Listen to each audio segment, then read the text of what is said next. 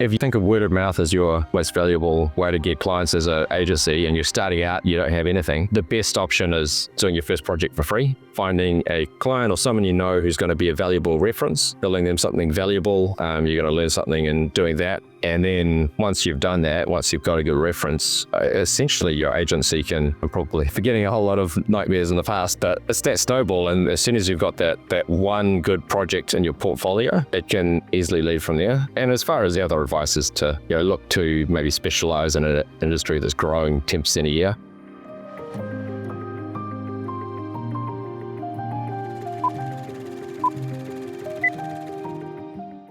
Hello and welcome to another episode of Ways to Wealth. Today we are with Will Schmidt, and he is the co-founder and operator of Orchid, a software development company here in New Zealand. But perhaps you're the better person to introduce yourself. So give us the too long didn't read, just kind of a basic overview of how you got to be where you are, and then what you're currently working on and what you're looking to focus on over the next period. Just real short and sharp. Sure. Yeah. So I'm Will. Been running Orchid for quite a few years now. Probably it was about year 13 or so. Actually took it over from some founders at the start. I was a freelancer, worked for them, and then opportunity came. They wanted to exit, so I took it over as a full service web agency, which is a lot of work. And so over the years, we kind of realized a lot of what we offered is a saturated market. So, digital marketing, WordPress development, all valuable services, but kind of anyone with a laptop can be your competitor. Right. So we focused more over the years on custom development projects. So working with both companies and startups to build software tools, whether it be mobile apps or web-based software. Cool. Awesome. So that's a really interesting start to the story. We have a mixture in our audience of, people that have been running businesses, people that want to run businesses, and people that are maybe on that contractor path and self-employed path. So was there a moment when you were a freelancer, you're like, I wanted to own a business, or like, was it just circumstantial? But that's quite an interesting part of the story, having this kind of buying this business off of someone essentially. I definitely did want to own and run my own business, but it also was circumstantial. It was two founders that one left earlier, the other wasn't technical, and so she decided it was best to just use her skills in a corporate role, and so she was going to pretty much wind the business down. And so I recognized, hey, there's value here. And so, it was sort of a small transaction to take that on. And it was wound down to just one other staff member at that point. So it wasn't too much of a risk. So how many was it before that kind of recalibration? Probably it was 5 plus a few contractors. Yeah. So wound down to about 2, and then I've taken it on. It's we're kind of go ebbs and flows of depending how much work we got on, but generally it's sort of 10 plus employees now. Right. That's cool. Wow. So kind of like it went down, and then when you took it on, you were able to then kind of stabilize it and then give it some growth, and now it's kind of much larger, 5 times larger from a headcount perspective. Yeah. Were you always like thinking about entrepreneurship before that happened? Or Yeah, definitely. I was always interested in sort of startups and reading Hacker News, and so definitely. I mean, to us, the plan was to take it over, get some income, and then build a product business. Yeah. And over the years, though, that's been tougher than initially thought it would be. One, because running an agency, you can generate cash flow quite somewhat easily compared to sort of the SaaS model. Right. And so you always sort of going from building your product to keeping clients happy. So it took us a while to really get any kind of success there. We, yeah, it wasn't really until uh, lockdowns that we managed to have enough time, I think, to make a product. Yeah, and then you did, right? So you Yeah, actually had FreightLegend, is it? yeah. So that was a rate management tool. We have and still have good relationships with freight forwarding companies, and we recognized that as a tool that they needed. And so, Yeah. yeah, we built that as a SaaS product. We had users, but it was actually pre-revenue when we were getting busy again, and we got basically it was acquired by a company called Trade Window. Right.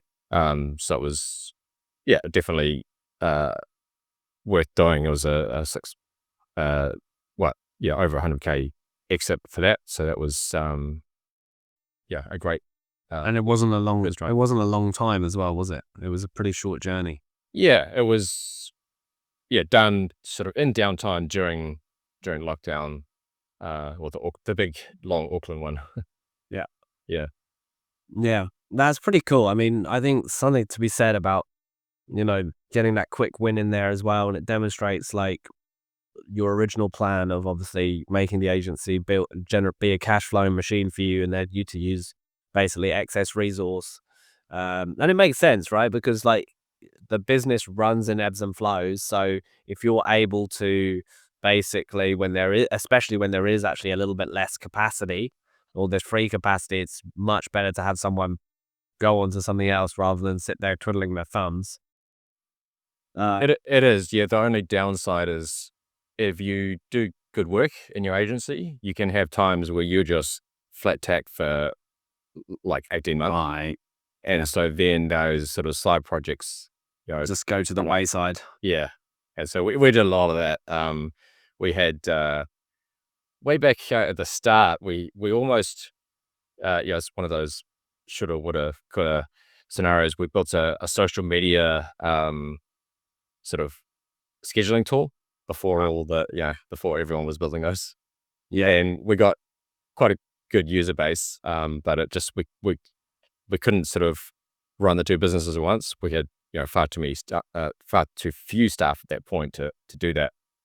So I guess learned some lessons.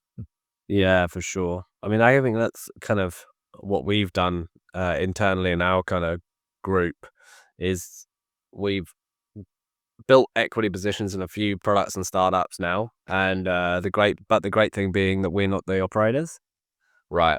Yeah. So even though we bring that technical lens and I guess a network and commercialization lens from a strategic perspective, like opening doors and helping with business models and forecasting, but we aren't the person that's waking up every day that's got to grow the business and keep it afloat, because so much of it in the early days is just momentum Yeah.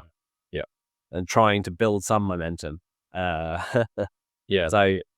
So yeah, it's difficult, but I mean I've seen it done quite a few times before. Like people building great agencies, and then over a few decades, right? Then a few products come out of the place as well, which is it's good, and it gives you a little bit of a boost, doesn't it, on your revenue? If you bring like you guys didn't raise any funding, but you managed to get an exit pretty quick, so it's a nice boost of income for sure. Yeah. Awesome, that's cool. So what would success? Because the whole space is changing now. I think, development is not. It's not being upended overnight, which I think a lot of people talk about and like kind of position. I guess development at large and AI to be basically eating developers' roles and building products and such. But even the best products out there, like V0 from Vercel, I think that's a really good product. The copilots and such, like yes, it's providing some ability to reduce the time it takes developers, but it's not writing necessarily efficient code. It's not writing code with the context of actually being scalable yet, and they're just not humans that are actually making decisions consistently and constantly. So Yeah. No, um, I've thought a lot about AI in recent times. End of last year, I'm trialing it out all the time. Obviously, we use AI in development with things like Copilot and Cursor. That goes without saying. But as far as sort of AI agents building software, I used Replit end of last year when they brought out their new agent model. My initial response was, this is over. But then as I got into it more, I got a simple app built really fast, working, managed to fix all its bugs, some of the bugs. Yeah. Then I tried it for a more harder project. Looked like it was going great until it then got into an infinite loop of me explaining a bug, it trying to fix it, and never actually fixing it. So it's got a long way to go. Yeah. But the other part to it is, I've been around in terms of web development agency years, say 13, 14 years is quite a long time. And so I've seen things like the no-code tools that came out, and no-code came out. The same thing was saying, you're basically the new kind of developer will be using no-code. Right. But it doesn't happen. You can create useful tools that companies can use. Yeah. But it only ever really works for like a user base of one or a small user base. I mean, if you understand you're an engineer yourself, if you want to build quality software that people enjoy using, works end to end, that last 10% is really, really hard. It's everything. It's like when you get into like the testing phases of a new build, you might spend a month there. Yeah. And you're going to find out a lot, and you're going to improve the product a lot from there. So I think AI will definitely get better, and it will be able to build tools that you can, a business analyst can build themselves, which maybe means there's slightly less of a market for some sorts of software. But Basecamp brought out their once suite of products. They built a competitor to Slack, and I don't think Slack noticed. Yeah, because businesses just want to pay for software and not worry about it. Not worry about hosting or doing updates or doing that kind of thing. So, having thought about it, I feel, pretty good. Just embrace it. I don't think it's going to really take. You guys could have the productivity of 15, 20 people now. Exactly. But still with a team of 10. So it's creating more opportunities. Maybe you'll get more opportunity to build side projects now for the next 10 years. Yeah. Or build AI products for someone, for a company. Yeah, because companies are going to need AI products for sure, and they're going to need to intertwine AI into their offering, right? Exactly. Because it's a superior search engine, essentially, at the very basic level. Cool, awesome. Well, yeah, it's really interesting to think about that, especially from people that are building software as a revenue stream, because a lot of people kind of jump to the end. I think people really underestimate the short term. Humans typically underestimate the short term and overestimate the short term and underestimate the long term. And I think this is a great example of that in action. So when you're thinking about now building your wealth, what does success look like in the next 5 years? If you're like, okay, like 5 years from now, what would have happened and what would be the ideal kind of state that you reach in 5 years? What's success for Orchid? What's success for Will? So success for Orchid is, I guess, our main focus is doing great work for our clients. That is kind of like a flywheel that just helps us grow. It's helped us, stay in business for this long. So do good projects, get referrals, get ongoing work for those clients. Yeah. In terms of building our own products, we are actually starting that again this year, and hopefully it'll be a much bigger project. So sort of higher risk, higher return. Okay. That is the other side of our focus, to build our own sort of IP. Instead of building other people's dreams in a way. Yeah. And then personally, in terms of building wealth, I try not to, I think money is a great tool. But I'm not trying to get as rich as possible. I think life is short. I've got kids, and you can't. It doesn't matter how much money you have.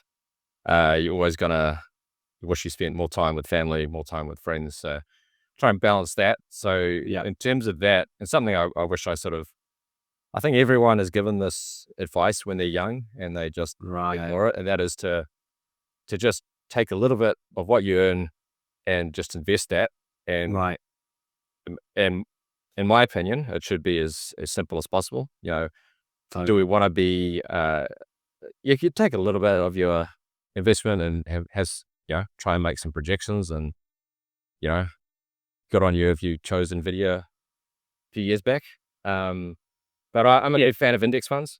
The index fund is too, on the investor that says this, but it's too dumb to know not to sell Apple. It's too dumb to know it has NVIDIA in its portfolio. And so you rely on this, over time, it just outperforms almost every other method. Right. Yeah, for sure. And it's got a survival bias as well, because it's, the rules in the indexes are such that they kind of keep the winners in there, or a lot of winners. Obviously there probably aren't 500 good ideas. Like, for example, if you look at the S&P 500, there probably aren't 500 good ideas. Like, you are going to inevitably own some pretty not so great things, but you're indexed and it's broad. Obviously right now we have the dynamic where there's a lot of concentration in the indexes, but that is also to be expected in a situation like this, where a certain industry kind of takes off and gains a lot of superiority. So totally agree with that, and that's cool. And like you say, it's about kind of consistency, and it doesn't have to be a lot, but it compounds over a long time. It does. And if you can, optimize for making sure that you are sticking to your plan, and you are also keeping the cost as low as possible, like, for example, directly using ETFs or using the lowest cost funds possible. Those are two good ways. And then, sometimes it can, like, if there's a genuine interest, because like you said, wealth's not just about money. Wealth is also about kind of letting your curiosity kind of take control a little bit as well in certain areas, and learning. And if I think, that it shouldn't necessarily be dissuaded to have a position in an individual company that you believe in and you've done the work. However, it shouldn't dominate your portfolio. But I think it's one of those things where, if you had 5% of your portfolio in something like an NVIDIA, and you actually had the internal fortitude to hold it for the last decade, you would obviously have been able to change your life for the most part, right? But that doesn't happen to every single stock. But there are, lots of examples. You look at kind of Coca-Cola, Cisco, even though Cisco's only just reaching its high again from 2000, but like Costco, these businesses that have wide moats and they just continue to grow their earnings, they're pretty great businesses, and like some of the best investors in the world talk about them fondly, while also basically admitting that they will struggle or may not be able to beat the index for their portfolio, right? Like Buffett's like, buy the S&P and go back to work, which makes a lot of sense. But he didn't do that. So it's kind of like, listen to what I say, what as I do, because he recognizes that basically by taking his approach, he was basically willing to look really wrong and be wrong, at least for a time. But he had confidence because he did the work. And I think that there's a lot of fulfillment in doing the work in that regard. And I think anyway, you have equity in your business, right? In Orchid, and you have equity elsewhere. I think the main thing these days is, hey, think about building equity as best you can. I think about my grandfather, and I was speaking to my friend whose dad unfortunately passed away very young with a brain tumor, and it's very popular in the UK, or at least was in the past, is annuities. Okay. And I kind of feel like annuities, they're kind of a scam, or they feel like a scam, because it's like, like you say, you don't know how long you're going to live, but you have to pay into this thing for a while, and then you get paid until you die. But then, you don't own the equity. Yeah. So it's kind of like, oh, then what does your family do? Because now you're dead. Now you're not getting the annuity. And that was like my granddad paid. I remember my granddad did also invest quite a bit into those sort of pensions and annuity formats. And it's just like, oh, actually, it seemed good if all you cared about was cash flow. But in terms of equity ownership, it kind of bites you because you just don't know how long you've got in this world. Anyway, I digress. That's cool. So how do you kind of manage your staff in this kind of environment? Like, what if they have an idea? Like, what are your thoughts on building team right now? Is it how much of your team is split between New Zealand and overseas? And then how do you think about helping your team obviously flourish and like kind of get to where they want to be? So in terms of breakdown, we're about half New Zealand, actually a bit more in New Zealand and then some overseas. Mm-hmm. And we're fairly, I guess you call hybrid remote, although, yeah, I mean, we've got guys based in South Island. So, yeah, 5 or 6 in Auckland and then others overseas. Yeah. So, the thing about remote is my philosophy on it anyway, is you find people that love their craft.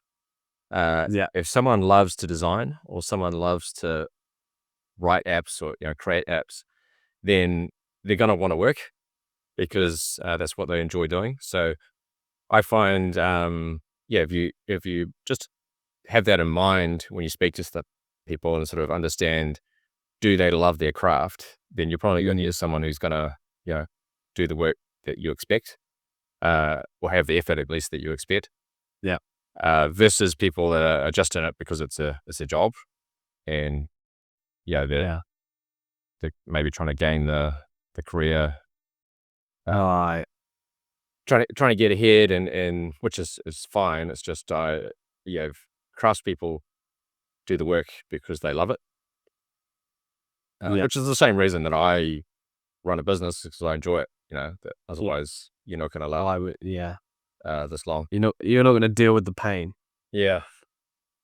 Yeah, totally. Yeah, that's cool. So like kind of optimizing your hiring to people that really love building things. Yeah.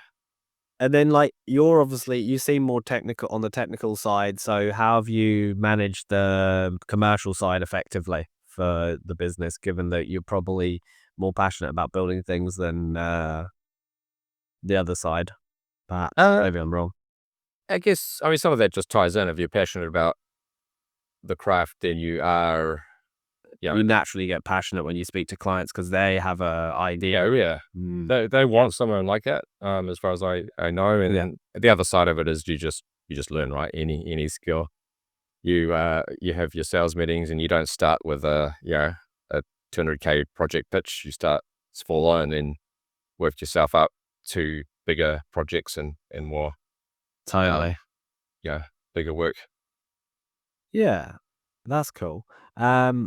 And do you do that? How do you find you get like, what's been successful in terms of growth for you then in terms of that? Is it like, is there a sweet spot for the amount of clients you have on board? Like what kind of and then how do you kind of typically grow? Is it all just repeat work? Is it referrals? Like how do you find clients other than the referrals and the kind of ongoing work?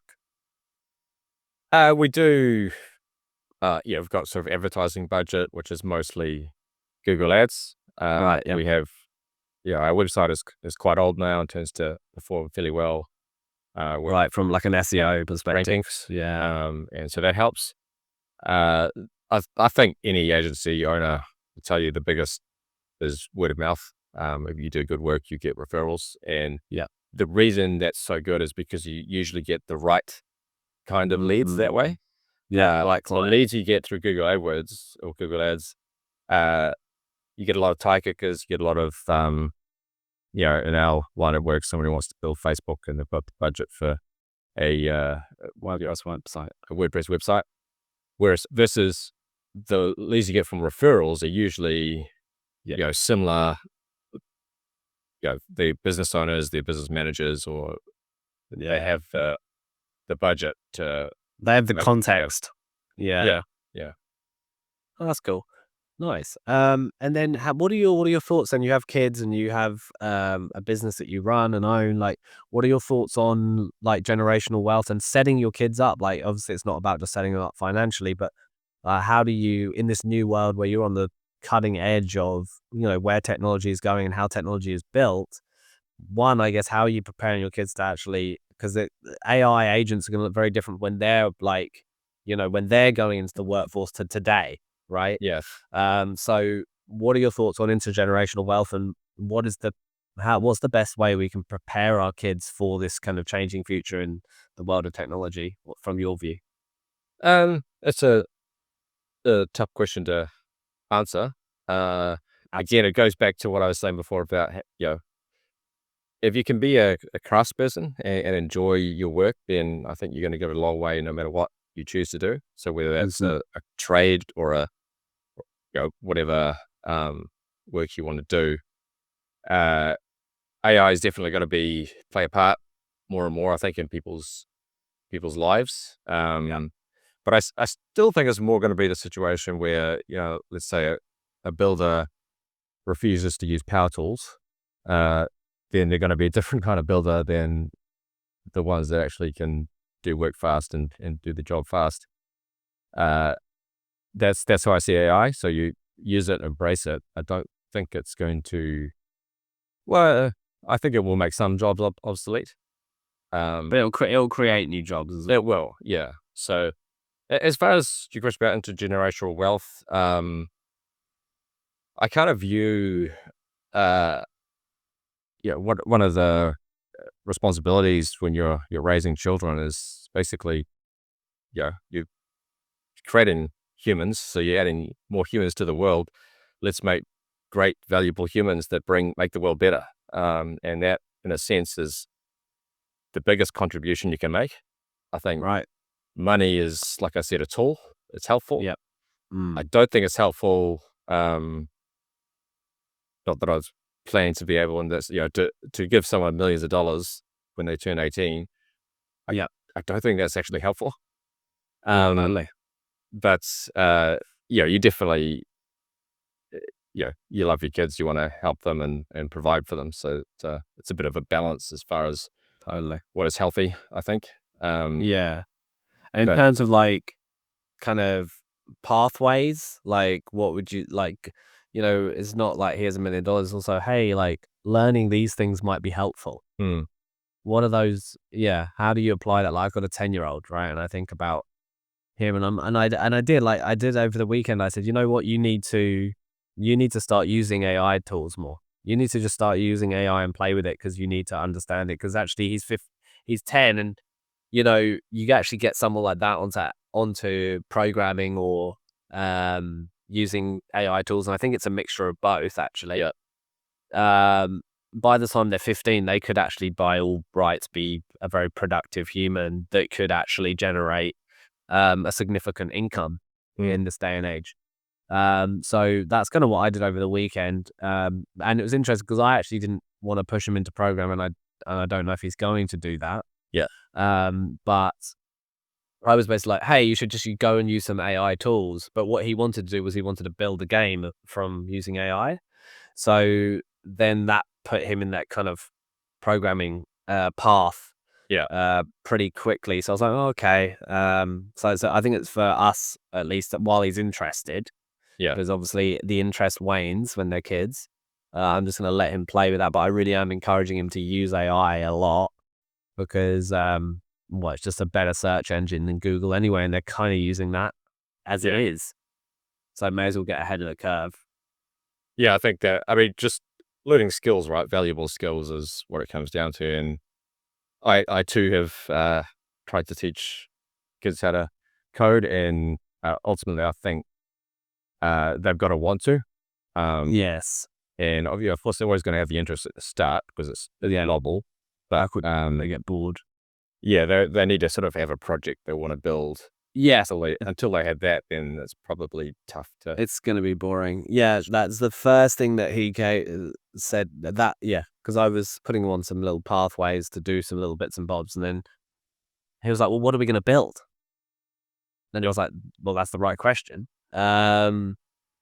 but then it's about expectation setting, because I think as a kid, your imagination will run wild and you want to build something that you won't be able to build, Yeah. rather than, hey, build a Tetris clone, because that's easy, Yeah. you know, and put your own little spin on it, or a website that does something to do with one of the games you like, rather than trying to build your own game. Yeah. But also you can use stuff like, I guess, like there are other, like Fortnite has a lot of building things involved. You can build your own things there. But yeah, it's an interesting one. I think about it a lot, and I think it kind of makes sense. Yeah, I think one of the things I try and encourage is don't simply be a consumer. Yeah. And that applies not just to kids actually, but to everyone. Be a content creator. You don't need to be a influencer, full time. But and they do. They enjoy making videos. I guess that's TikTok got us as part of that. Yeah. And it's actually a good skill to be able to. You learn some copywriting, you learn some video editing, and all of that these days can be used quite valuable in income generating roles. Yeah. But I think even just everyone should, don't be a consumer for all your life. Learn new skills. Like one of the things I always, am I learning something that makes me think, man, I suck at this? Right. Because that feeling, as much as it's uncomfortable, shows that you're learning. Right. And so I think it's helpful, pick up hobbies. You don't need to do that hobby for the rest of your life, but the act of being curious and learning how to do stuff, whether you use AI to help fast track that, speed it up, you probably should. That's a very good skill to learn, is how to actually know how to use AI in order to speed up your workflow. Yeah, because it's not instant, it's not intuitive. When I noticed when he was I was saying he should use it, ultimately I think that he just didn't know what to ask. Yeah. Or how to ask. Yeah. Because I think how you prompt and how you talk to an agent system is basically going to dictate your outcome. Yeah. Awesome. Yeah. Okay. Cool. So, if you were to be starting again and doing an agency, and it doesn't have to be in software development, but if you were to basically go and build out a business, and you were maybe a freelancer and you wanted to start building out on your own, and start building a business that's more than yourself, because I think you've kind of taken that scale approach, right? Yeah. And that's your ambition. What would your first three things you would do if you could start again, or if you were starting again, you didn't have you had all the insights that you have today, but you don't have any of the kind of action done yet? What would be the first three things you go out and do? If it's in terms of how this could help others, I would say, you probably, if you think of word of mouth as your most valuable, way to get clients as agency, and you're starting out, you don't have anything. The best option is doing your first project for free, finding a client or someone who's going to be a valuable reference, right? Telling them something valuable. You're going to learn something in doing that, and then once you've done that, once you've got a good reference, essentially your agency can. I'm probably forgetting a whole lot of nightmares in the past, but it's that snowball, and as soon as you've got that one good project in your portfolio, right, it can easily lead from there. And as far as that, the other advice is to look to maybe specialize in an industry that's growing 10% a year, right? Because then it's almost just easy, because they're growing. There's always a demand that they need, rather than just... So niche down into something that you think has that you can take market share from, and that market share is increasing. Yes. Yeah, that's really good.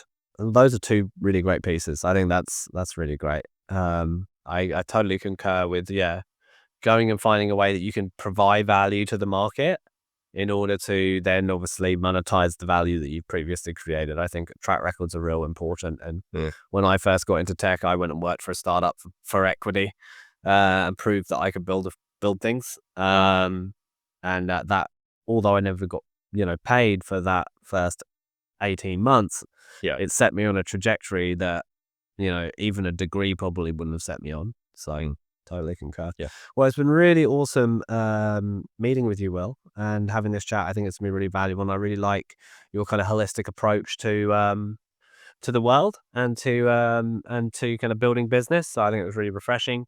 And good luck with the projects this year, especially the internal IP. And happy to have you back on once you've got more to share about that. Cool. Thanks. That'd be great. No problem. Cheers.